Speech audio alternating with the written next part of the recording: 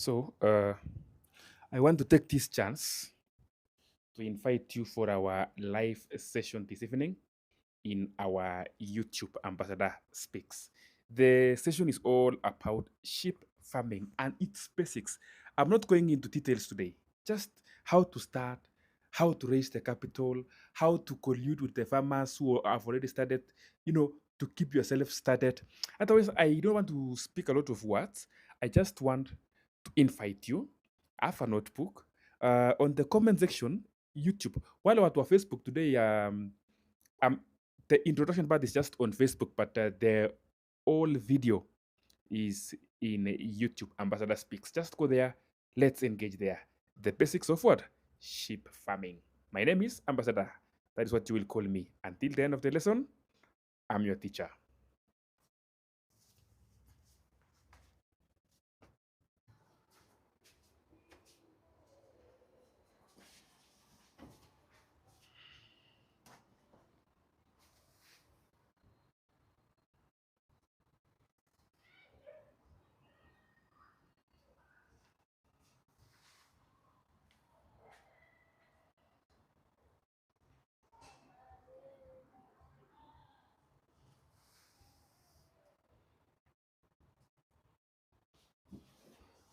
Thank you and welcome for our this evening session. I told you we are going to discuss on the basics of sheep farming today. You may be a farmer, you have started already, you have experience in farming, so we will be asking you to chat with us down there, tell us where you're watching us from. Write your, just one thing about sheep farming, one thing a challenge, a benefit about sheep farming. For me, I'm going to take you through the lesson, and the lessons will always be running every Saturday in the evening until I ensure that all those people who actually wants to start sheep farming will start it. We are going to discuss all the challenges that the people who do this farming and watching us from. Uh, yeah, so I don't want to be alone here. I don't want to be alone here.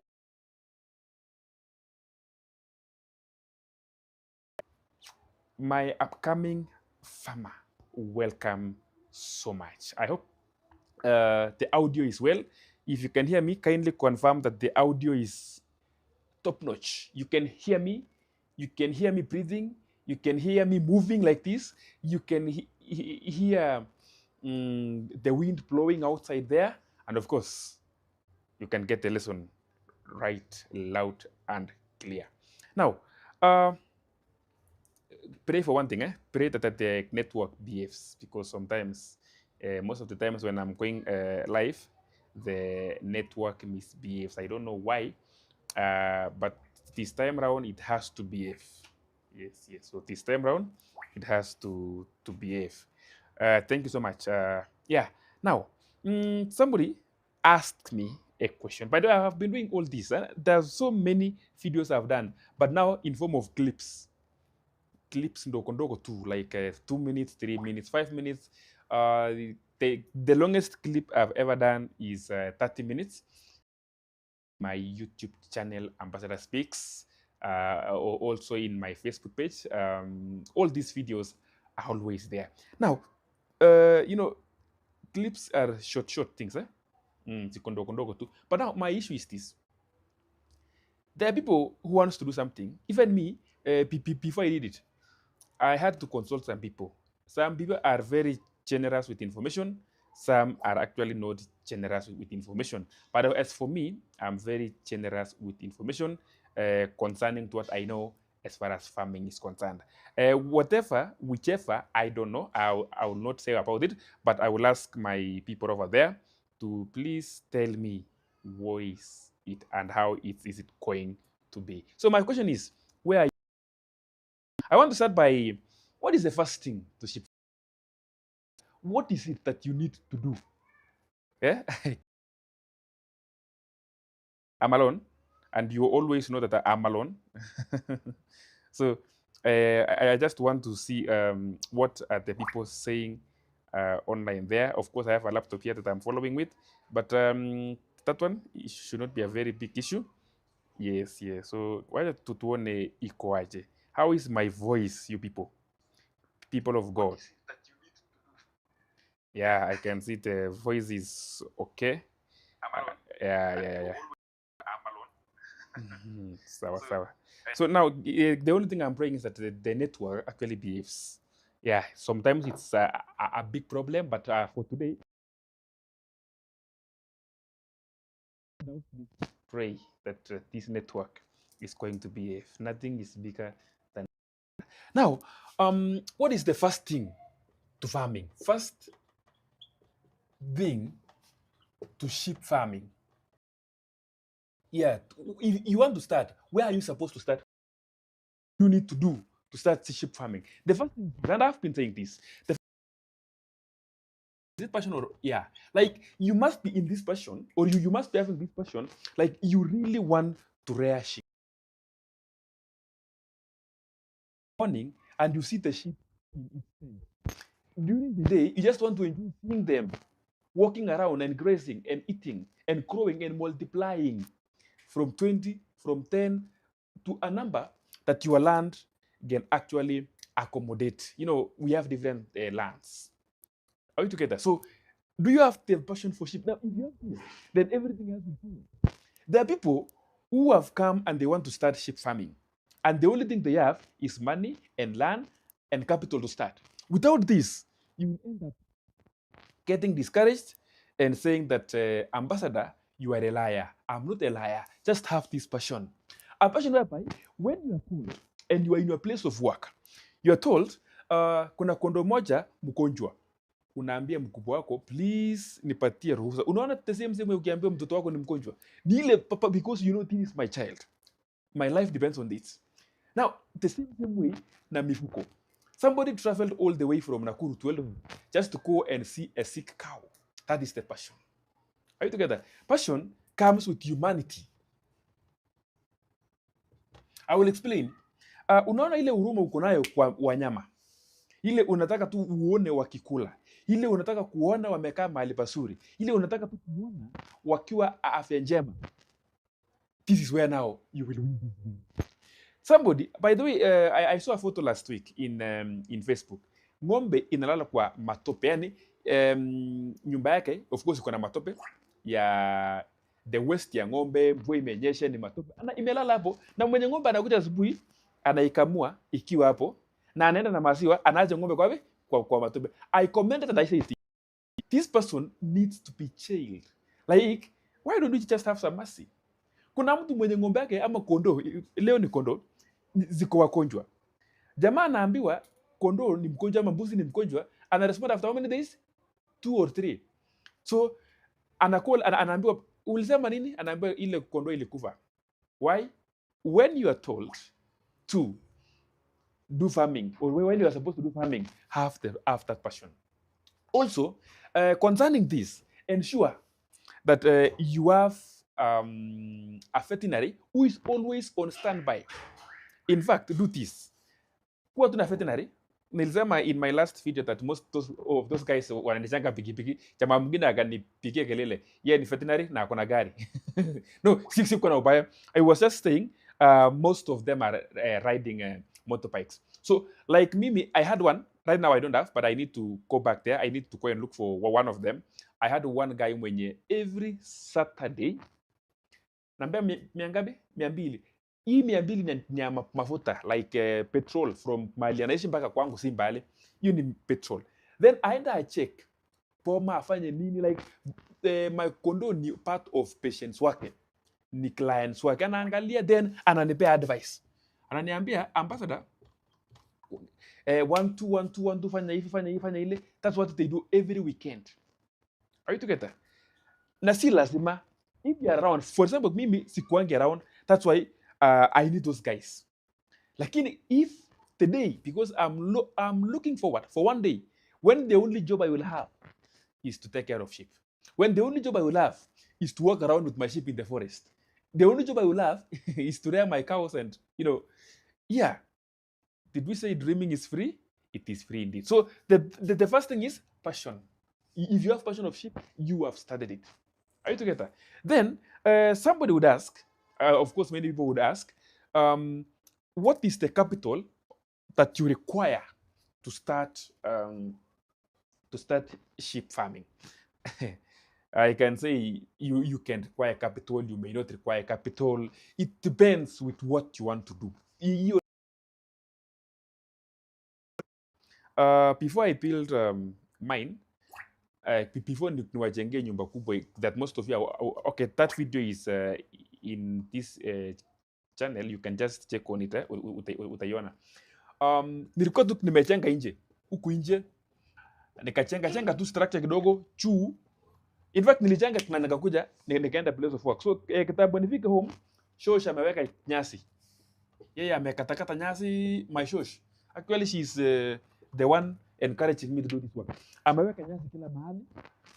So it was just haikuwa na capital ya hii. The only capital I had ni ya kondo. Na hiyo kondo hata nilinunanga one, ingine moja siku ingine. Yes, but now one day I got some money and I had to buy how many? I think 10. My brother ndio alikuwa anafanya kazi. I think nilimpea pesa akabuy 10 of them, akasiweka kwa boma. Then they continued multiplying. So in this case, if for example mtu mmoja ako na point 2 ama point 3, hamtajikombea na yeye because yeye anataka kuanza na kondo 2, kondo 3, kondo 2, kondo 3. How do you start now? In this case, I will be giving you very many stories for many people who have started farming in a very simple way. You don't have to complicate these things. You don't have to run. Just a minute. You don't have to run to start a very top-notch farming at the street imekukost milioni ngapi. Hiyo maneno unaanza no, just start. Minute.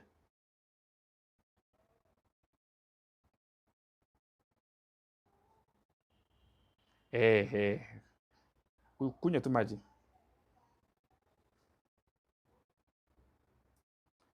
Safi. Nataka nikupe story ya watu watatu. How they started. I will not mention their names. They will sue me waniambie. So unaendanga ukisikiza stories za watu, alafu ndio ukuje uambie watu wako kwa YouTube. You know, and these people, they think I am earning millions in YouTube. I'm not earning millions. In fact, after this, you will buy me some bundles tu ya kuwafunza. Yeah. So utaenda pale kwa description ya my channel, you will see some pay menu. Hapo unweke tu 20 bundles. Now, sisemi lazima uweke. Kuna mtu anataka kutoroka. Now, let me give you 3 examples of people wenye walianza. There is the first guy, alipai kondo moja na akapelekea farmer kama, in fact, okay, alienda kwa farmer akamwambia how much is this kondo, akalipa kondo ya kwanza. Akaenda kwa farmer wa pili, akalipa kondo ya pili. Akaenda kwa farmer mwingine, akalipa kondo ingine. Akaenda, I think alienda mara 4 to 4 farmers. Analipa lakini haendi nayo. Analipa haendi nayo, anayacha pale kwa huyo mkulima. Na anamwambia please fanya hivi, kaa na hii kondo yangu hata kama ni less year, I'll come for you. So after I realized ameshapa from several farmers, akayajia huko. Of course, when this farmer is paka yako, maji, dawa, everything. Then now this guy, after I realized now imefika time ya kuwaleta nyumbani. That's when now he had to look for some capital. Akajenga a structure. Before the end of this lesson, I will have to show you, we will just approximate the structure and how it costs depending on the number of the sheep you want. Then you will know how to build it. So now, yeye akaijenga, akaingangana after imemalizika. By the way, all of them had given birth. And he was telling me one of them had given twins. So alikuwa na over like almost 10 sheep in his farm. Then he took to one of the farmer na akamwambia, you will give me the ram. Ram ndio ndume ya kondoo. Unajua most of you hawajui ndume ya kondoo inaitwa ram. Then from there sasa what happened is that akaenda akajunga. So after some time, when now the male in flock imekuwa kubwa, you know, to avoid the inbreeding, akachukua one of the male yake akapeleka mail yake. You see, these things you always do local arrangement. You don't have to be very standard at sasa lazima, but of course pia ukiamua kuwa standard, you will do it to manage inbreeding without selling your flock, without selling your rams, all these things. Are we together? Yes. Now, there are so many things here that we need to talk about. Starting, just you can even start with 1, you can start with 2, you can start with 3, you can start with 4, whichever the number that you want to start with. Kuna mtu anaitwa John Bula anasema Kijeshi 1 following hosting wisdom from USARA. Thank you so much, Kimau Mbula, all the way from, if I'm not wrong, Makweni or Kajiado, somewhere there. I'm right now from Mombasa. Anyway, aina ubaya. So, I'm saying this. If you have 10 acres, you cannot start with 2 sheep or 3. Yeah, if you have 10 acres, for God's sake, you have to start with more than 20. But kama hauna, you know, aina ubaya bia, we anza na ile uko nayo, but in most cases, if you have a big land, then start with a bigger number kidogo. Sawa sawa. Hapo sasa it makes sense. But also, I will tell people, do you know managing sheep is like managing children? If you start with a few, like 5 of them, for example, just umeamua tu kwanza kama huyu jamaa na 4 of them, it's good because as you manage 4, they are very less, and now you know how to manage 4. As they give birth, in 1 year you will have more than 10, and therefore if you know how to manage 4, you will know how to manage 10. Experience is growing. If you know how to manage 10, you know how to manage 20 and 30 and 40 and 100 and 500 and even 1,000. By the way, for those people who have proper dreams, Kibwezi Makweni, that's Kimau. For those people who have proper dreams, you can even have 1,000 in few. You saw last time 10 sheep multiplies to 100 in 3 years. Watch that video. Kuna watu wako kupatana na mimi, lakini kuna in fact there's a guy mwenye alinipeanga the first capital, like nilienda kupai kwake, akaniambia kwa hesabu yake 10 inafaa ikuwe 130. I'm here to, because mimi nilipiga hiyo hesabu ikaniletea ngapi? Kaniletea 100 in 10 years. Like if you have 10 sheep, after 3 years or 3.5 years, they will be 100. Now, ikishafika 100, now speed yake ya kugive birth inaenda juu kidogo. You know why? For example, if you have 100 sheep, out of 100, tuondoe 20 ama 30 which are male. So the remaining 70, they give birth once, uko na 140 plus 70 to 10. Now, the speed of production inakuanga low when the number of the sheep is also low. Are you together? Yes. So, if you want to start from nowhere. I was telling you about a certain farmer in Limuru mwenye hana shamba, anatumia barabara. But of course, lazima apate huku tao ni ngumu kidogo, because yeye alikuwa lazima aende kwa OCDD ama sio siasa manani, akambea hiyo permission ya kwamba this guy amekuwa allowed atumie barabara. Mzae uko na eka ngapi? Na hata au na moja. Unasemanga aje? Si nitaanza kesho. Kesho nitaanza next year. My friend, buy one, ikae hapo. Just buy one. You will enjoy it. Just buy one, ikae hapo. Yeah, just buy one. Ama kama unajiamini buy 2 na ndume ikwe 3. Then you will see, you will enjoy actually this farming. So now, number 2, or the other point I want to talk about sheep farming. Benignas Mushoka anasema following from Taita Tafeta. Thank you. Nimesema mingi mpaka sijui ndekani tuendelee tu. Now, let me talk about somebody. Is it going to accommodate? Oh, you can have 5 acres? No, my question is very simple. You have 5 acres. You cannot start with the maximum the 5 acres can accommodate. What are you supposed to do? 5 acres, we are sure, like for me, I know, it can accommodate more than 100. For you, you know it can accommodate 30, 40, 50, 60. Sindio? Si ufanya hivi, si once na 20. Now, the 20 will be growing as you see mahali shamba yako inaweza accommodate, like how the maximum. In fact, you can even go up to 200 because utakuwa umejua kuwa manage kuwapeleka hivi vizuri. So don't ever ask niko na shamba for 5 acres, niko ndo ngapi nitazifuka. Huwezi anza na maximum. The beauty of farming, animal farming, ni ile uko na mbuzi mbili ama uko na kondoo mbili ama uko na kondoo moja, then after some few minutes uko na, so not minutes, few years uko na 50 of them, uko na 30, like you see them multiplying. Now you want to buy kondoo 100 uweke kwa shamba, and that is the maximum your land can accommodate. Then what are you doing? What I can say is this: chukua tu kidogo ikigrow until sasa ifike ile time umerealize, hey, I'm struggling to feed my sheep with these 5 acres, niko na kondoo 200, I am really struggling. Chukua ngapi? Chukua 50, ondoa. Ukiona tena bado una struggle, ondoa 50 nyingine ipake 100. Then ikimultiply, now you will have known the maximum your land can support.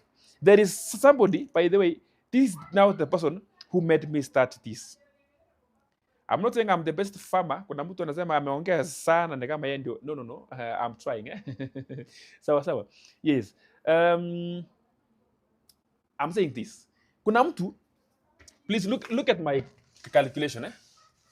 Kuna mtu alianza tu na kondoo zake 20. By the way, ni mwalimu kama mimi. Akaendelea na kondoo zake, akaendelea ikafika 300. So yeye anatumia silage, anatumia hay, anatumia everything yenye kondoo inakula ako nazo. Then I realize the maximum it can only support is 300 up to 400. Beyond there, you will struggle a lot. Now, this guy anafanyanga kitu inaitwa I don't know the name in English, like after kondoo imezaa. Sawa. Kama kuna mtu mwenye ataelewa aniambie. After kondoo imezaa. Sawa. Ikakaa, like the lamb is growing now. After 3 months, this kondoo needs to be 2 months, this kondoo needs to be served. Badala ibewe ndume imuserve ndio ikuwe pregnant, inanyimwa ndume. Inanyimwa nini? Ndume. So kondoo ikiwa on that stage of ovulation, ladies will know how ovulation is disturbing them. Ikiwa in that stage of ovulation, what happens?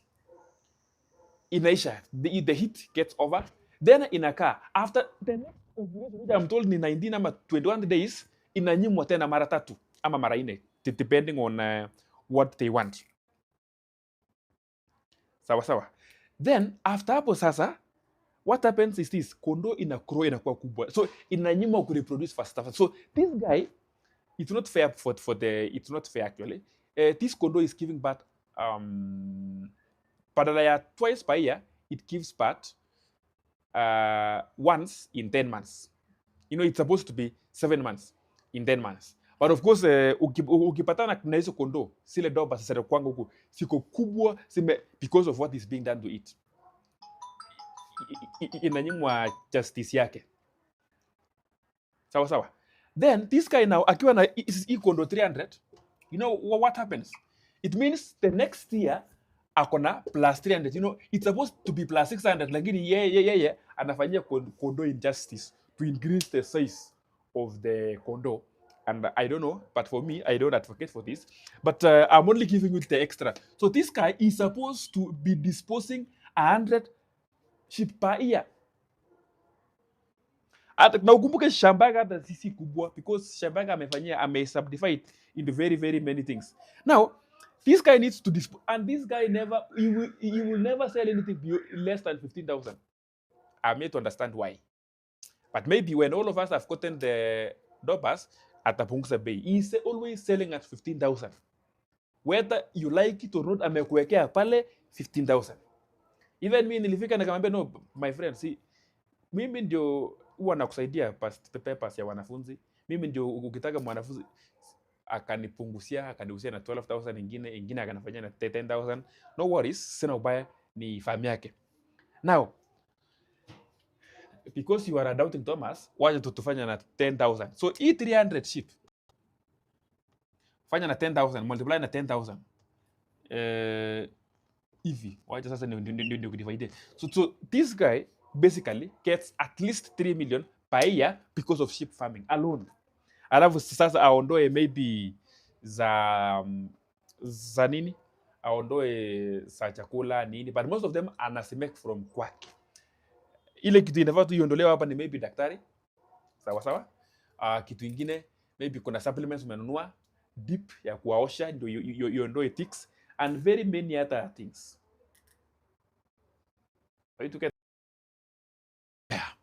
Now, what if you have 30 of them, wachana na 300? Unasepika hiyo hesabu.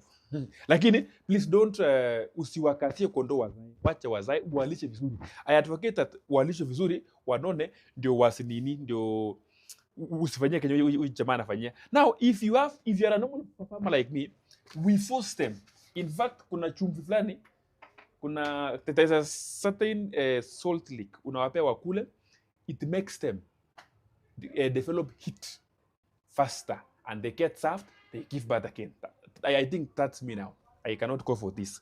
Then you will realize that I said a sheep gives birth twice in 14 months.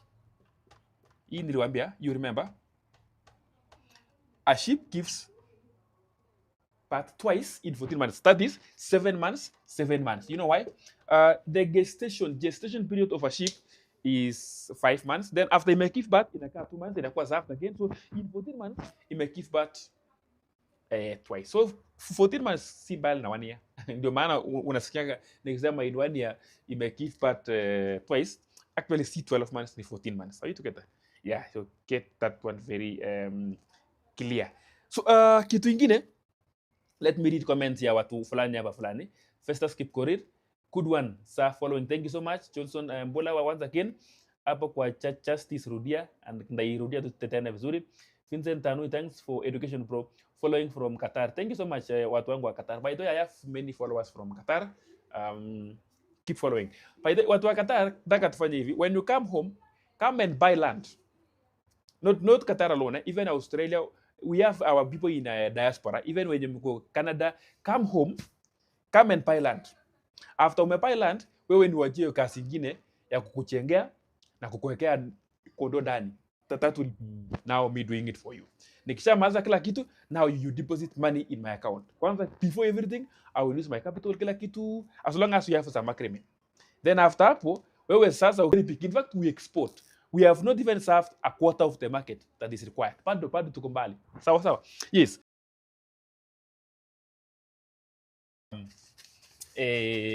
Mkulima mdogo kama mimi mwenyewe uko tu na kondoo kidogo sana. Takuwa kwanza kuna plus 30. Simekifu baada ya kwanza, then plus 30. This is in 14 months, you have 90. But you are supposed to dispose. Upaki na ngapi? Upaki na 30, because that's what you can accommodate. Are you together? Now, if you can only accommodate 30, then you are supposed to minus ngapi? You are supposed to sell 60. Don't sell them when they're young. Sell them when they have grown. Sell them when they have fetched market prices. Sell them when at least you can sell it at 10,000. Ikiteremka 8, lakini fanya hivi. Ualishe vizuri. Hata kama you're going to struggle. Sell it ikiwa 10,000. I'm talking about the doper. But if you're also rearing the normal traditional sheep, it's fine. You can sell it at 8K ama 7K. Lakini improve your breed. Ikue kama nini? Ikue kama doper, like something good. So minus 60. Let's say you're selling it at 10,000. So you will be having how many? 600. Ama ni mimi ndio sitaki kufanya sababu vizuri. 60 times 10,000. You will be having 600,000 in 14 months. Sasa ukitaka kufanya aje tuone kila mwezi unaan ngapi? Wacha twende hapa kidogo. Hesabu tu kidogo hapa. Ni venye sasa sikuwa nimekuja kufanya hesabu. 600,000 divided by 14 months. So it's 42,800. 42,000 when you divide by when you divide by 14, you get 42,000. let's say for 2,000. Now somebody mwenye anachunga kondo 30 kwake ako the same na mtu mwenye ana earn mshahara ya for 2,000. Like mimi sitaki kusema mshahara yangu, lakini mtu mwenye ana akona kondo 30 peke yake na akuwa afanyi kazi, like kazi yake ni kondo, anafanana na mtu mwenye ana earn for 2,000 akiwa employed. I'm not despising employment. I love employment. I'm also employed. But I'm saying this, somebody with 30ship, na hii 30ship unaamka saa unataka. Hata unaweza amka saa 2 wafungulie, but nilisema farming is not for the lazy. Amka saa 2 wape chakula kidogo, urudi kwa nyumba ukunywe chai, watch TV, fanya nini. Ikifika like you are your own boss. Hii ingine ukikosa kazi unaweza futwa. Lakini pia of course after this I'm going to talk about the dangers and some of the risks involved in sheep farming. So kuna mtu alikuwa ameniambia what is the equivalent salary of somebody having 20 sheep. Mtu mwenye anaamua tu kufuka. Do you know I'm almost saying sheeps. Hey, the devil is a liar and so is mother-in-law. Now, ukiwa na 20 sheep, are you together? In 14 months, itakuwa imezaa mara 2. In 14 months. So these ones are the ones to be disposed. But of course, I hope you are not, when I get what I'm saying, you don't dispose these ones. You dispose the bigger ones. Unless kama kuna ile inasanga twins. By the way, hapa kwa hesabu yangu sitaongeza twins. I've not added twins. Twins ziko na lazima ikuwe. Twins are always there. Lakini unauza zile wakubwa. Sometimes they will force you to look for extra pasture, or you lease land, or you whatever, to make sure that umeichunga mpaka imefika the stage ya kuuza na 10,000. Tumeelewana? So this person will be selling 40 per 14 months. So 40 ongeza hapa itakuwa 400,000 in 14 months. Divide by 14. Tuone kwa mwezi ni ngapi? Let me see. 400,000. 28,500. 28,500.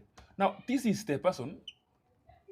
Huyu ni mtu mwenye ni kama ana mshahara yake 28,500 every month. Ukiwa na kondo yako ngapi? 20.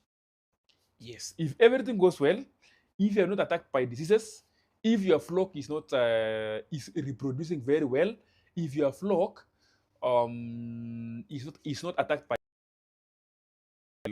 co-against it by building a very nice structure. And you know, of course, we have many other dangers which I will be talking about before I end the lesson. I know I will not finish my lesson today, but I'm just... So kuna mtu anaitwa Philemon Kiplangat. Good work mwalimu. If you want to start the same, how many in 150 can I keep? Hiyo hesabu lazima nikufanyie sahihi. This guy anasema 100 by 50 ile kaplot hiyo na kupigia hesabu tu sahihi, nikwambie how many can you keep. Hiyo lazima tu nikupigia hesabu sahihi.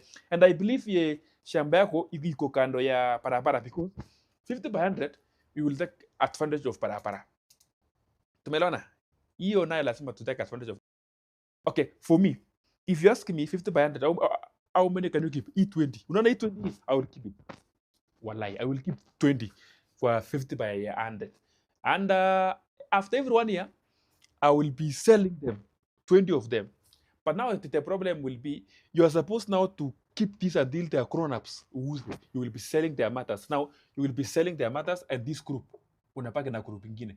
So at least you just pick the ones that imefikisha bei ya 10K, you remain with the rest. So 50 by 100, make sure first of all you have supplement feeds. You take advantage of the barabara. You take advantage of kama kuna shamba ya mtu iko tu mahali, mtu anangojea kuchenga. Mwambie, si nikupee tu 500. Nikupee 500 ama nikupee tu kitu kidogo, at least nini yangu ikuwe inakula kula hapa. Sawa sawa? Atakubali, hawezi kataa, by the way. Atakubaliana na wewe vizuri sana. So the first thing is jenga structure ya kondo ndani. Mahali pa kukula tutangangana. tutaenda kutafuta chakula na kununua chakula ya kondoo, masakari, mafefe, vitu zote. Mwaso ukishapata tu mahali pa kuchenga na uweke surroundings, kuna mtu ako na shamba ana plan kuchenga next year, mwambie before uchenge, can I use it for some, you know, few months? Atakwambia yes, proceed, hata kata. So 50 by 100 including kuwa fed, like utakuwa ukiwapea supplements nini, please you will keep 20 in that 50 by 100. Sitaki nikudanganye. The other day nilikuwa nimesema if it is a matter of grazing alone, hakuna kuongezea chakula ingine, 1 acre can keep up to 30, even that 5 by the way. Yeah, but sasa kama utakuwa ukiwalisha asubuhi mpaka saa 5 saa 6, then waache tu watembe hapo nje, wakitembea kwa maploti, wakiingia kwa barabara, then it's going to be more because umewaongezea chakula. Are you together? Now, what are some of the risks involved in this? Haiko mingi, lakini in case it happens, it is always catastrophic. One of them is diseases. Risks involved is diseases. Number 2, theft. Nandoka ngaje hivi? Uwizi ini inandoka hivi kweli? Anyway, ni sawa. Number 3 hata sio risk. Number 3 tu ndio kujipanga vizuri. So sometimes diseases comes when I know some people, mtu anakuambia I lost all my stock, I'm starting afresh. Pneumonia, ama kuna some food, hata si okay, kuna some pasture kondoo ikikula sana kufa, especially kwa mtoni. Kama kondoo inafikanga kwa mto, inakula mtoni, kuna kitu fulani ina affect, na hata ujaribu kutibu aje. But now the good thing about kondoo, uko na kondoo 20, 2 zimekufa, ingine imekufa, ya 4 imekufa, kitambo ya 5 ikufe, fanya hivi, sell all of them, weka pesa kwa account na utulie, start again next time. Are you together? But it rarely happens. The most important thing in sheep farming, wachana na hizi risks, most watu hawatakangi kuongelea kuna kuibiwa. Watu kondoo zinaibiwa sana, but kondoo jengea karibu na mahali unaishi, provide security, make sure you have dogs, make sure you have enough light, make sure uko na I know hii itakuchanganya, make sure uko na court, buzi kwa okay, we know wewe ni mkulima wa kondoo, yes, so atukatai, lakini kwa boma yako uko na mbuzi 2 3. By the way, what's the role? Nataka nijue ni kwa nini, what is the role of court in sheep farm as a security? I'm asking that question. Kama unajua, please niwekea hapo kwa comment section. I want to see farmers in the house, those who knows. I hope hakuna comments chasoma, lakini please answer me, what is the role of courts in hata sisi tuko na yetu kama 2 ama 3, siko tu sasa natembea na mbuzi. What is their role as far as security is concerned? So uko na kama 1 2 itakusaidia sana. Yes. Now wachana na hii.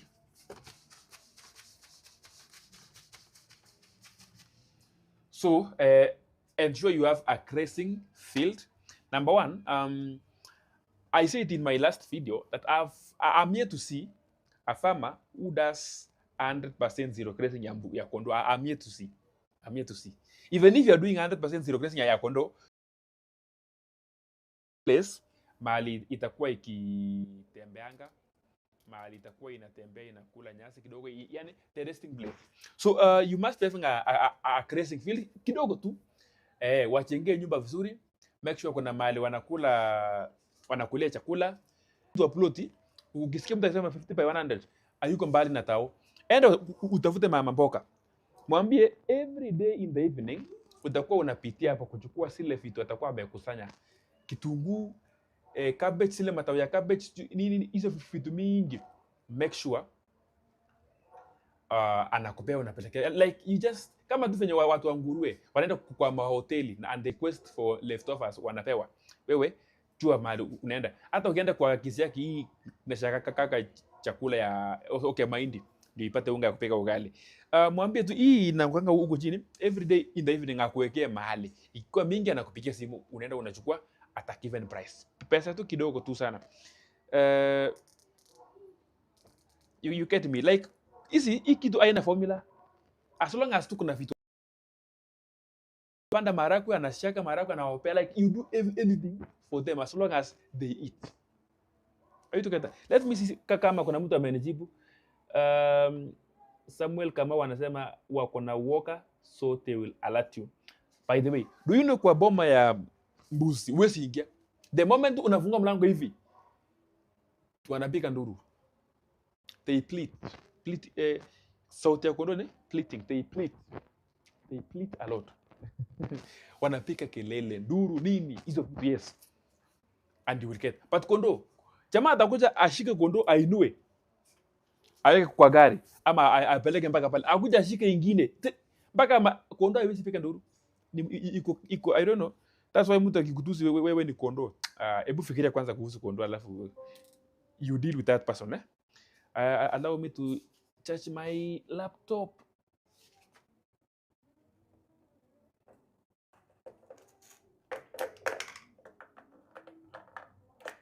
Yes.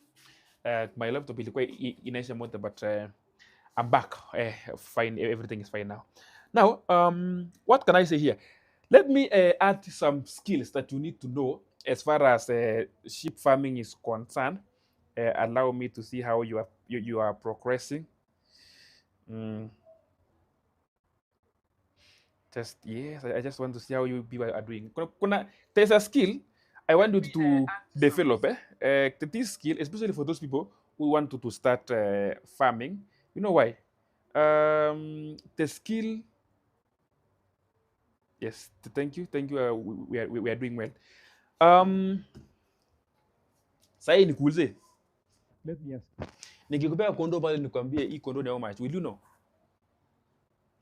Nikwambie usa hii kondoo. Will you know the price of the kondoo? That's a skill I would want you to know. How to sell a sheep.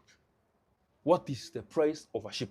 Based on the age, the weight, the breed, the gender, kama ni male ama female, you should tell me hii kondoo hii. Hii kondoo haifai kuteremkia 5,000. Hii kondoo haifai kuteremkia 10,000, 15. You know why? As a farmer, you will always be selling and you will always be buying. Otherwise utakongwa vibaya sana. And I will be starting lessons. In fact, tomorrow I will be posting one sheep kwa Facebook yangu. Hata kwa YouTube too I will be posting. Then you tell us the price. How much? Ng'ombe, and just to know these things. The way kuna watu huku town wamemaster, anaangalia gari ikienda hivi, anasema hii gari ikiuzwa in 520,000. Haitapita hapo. Hii ikiuzwa hii in like they know. Even if you want to be a sheep farmer, please know the prices of the sheep. You will be selling and you will be buying. Are you together? Even for the animals, generally just know how much they sell and how much they buy. You will be buying, you will be selling. It's your business. Make sure you know. Alafu, kitu ingine, hii nayo wacha ni kuibia siri. If you want to sell, I'm talking those who have started and they have their animals and they want to sell them. Though it applies pia kwa kila mahali, usiuze tu kondoo the time uko na shida. Though sometimes it's the only thing. Like somebody like me, I don't save money. So badala ya kusave, I invest somewhere. So hata ukiniambia emergency ya 2K mimi sina. But kama ni kitu like I need money, I just go back to my boma, I sell one of them. Sawa? Now, if I don't know the price, mtu atakuja kwambia hii kondoo nakupea 8K. Alafu the same person hiyo kondoo yenye amekulipa 8K anaenda anauza na 16K. Double price. It's not good. Okay, if you want to sell your sheep, ile time imefika maturity, don't just tembea, angalia kondoo, unaweka tag kwa shingo na umeandika 15K. Ingine umeandika 10K. Ingine umeandika 12K. ingine umeandika 11k, like depending on the size. Then whoever is coming hakuji kupika pay ati hii umeandika 12k, si unifanyie 11. No, mwambie hiyo price nimeweka hapo is the final price, so you pick or you leave. They will leave, then they will come back tomorrow. Nimeamua tu nichukue. There's a comment I left, somebody left in my Facebook. What happened is that I was telling people that don't be in a hurry. When you want to sell your livestock, kondo, ng'ombe, nini, don't act as if you are desperate. Hao majamaa watakupika jini vibaya sana. Tell them the price of your whatever you want to sell. Whoever mwenye atafika bei ni sawa. Akijaribu kupika bei mwambie hiyo kama si hiyo 10k ama kama si whichever the price umequote, acha nayo. Na sasa don't engage. Endelea kuwa busy. Tembea shughuli zako, enda huko, like don't give them time. Atawaje tu akulipe the same price. Are you together? Aya. That is our lessons will always be taking 1 hour. 1 hour, and from now we still have 10 minutes. So in these 10 minutes, is there any question you would want to ask me? I will answer you. Are you together? Yeah, just ask me, I will answer you. Yes, I think I will be fair enough. Just then I will also invite you every Saturday at this time. We will be having this session. For but in the meantime, I will be inviting other guests for maybe for kuku, ng'ombe, crops, and what have you. Now, to the people who want to start farming, there is one thing that I would like you to be very keen on, and you will agree with me. Are you together? You will have to agree with me in this one thing. Kuna kitu inaitwa fraud. Sijui inaandikwa aje? Fraud. I don't know kama inaandikwa hivi. Fraud stars. These people have realized that we always want to buy the best quality of sheep, and that is the Doba. They know that we are always desperate for it. They know that sometimes somebody amechukua loan anataka kununua kitu zake, and this is where now they come in. The biggest farmers in Kenya, or companies, okay, let me call them farmers or farms. We have the Lamea farm in Naivasha, Narumoru farm, I think, in Laikipia, and very many farms in Narok. We also have some farms in Nakuru, some farms in Kitale, but the biggest are those that I've mentioned. Are we together? Which is the best breed?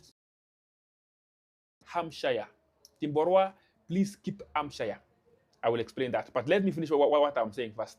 Now, these people, they go to a page, like now they come to my Facebook page or my YouTube channel, they download videos of my flock, my sheep. They go to Facebook page, they take photos of my sheep and nimepika picha. Kuna siku kama last year, 10 of my sheep gave birth at the same time. Like they gave birth in less than 1 week, all of them had given birth. Now, I was happy, and I had to take a photo, a clip, the way you are happy when they have given birth at the same time. Then I post them. So after some time, like a week, I saw somebody, I may post, and that person is selling those sheep. Yeah, anauza. Amesema kwanza 5,500. No, 3,500. Pay ikiwa chijini, farmers will run. Anasema tu, we still have how many stock. Amepost hiyo. Na ni bichangu mimi mwenyewe nilipostingi. So nikawauliza, how much? 3,500. Nikamwambia, okay, where are you located? Akasema, we are located in Naivasha, somewhere. Okay, I want to visit your farm. And they told me, you cannot visit. Okay, you can come, but you have to pay some fee. You have to book appointment so that you come to our farm. Nikamwambia, how much?